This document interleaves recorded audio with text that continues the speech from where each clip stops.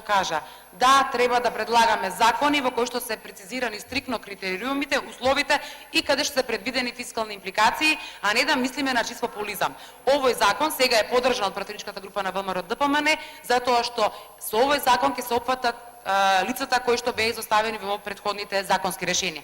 За жал, законот кој што го предложивте, минатиот состав, додека бевте во опозиција, ниту имаше услови, ниту имаше критериуми, ниту имаше фискални импликации.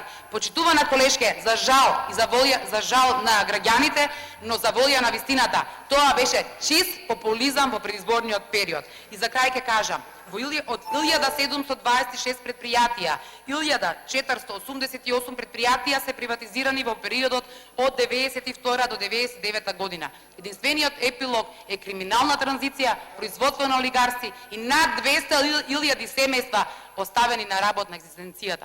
Да, почитувана колешке, стечајците не го заслужија, но наше е да помогнеме барем на оние кои што ја преживеа целата голгота и кои што се уште се надеваат на овој паричен. Катерина Кузмановска, имате збор.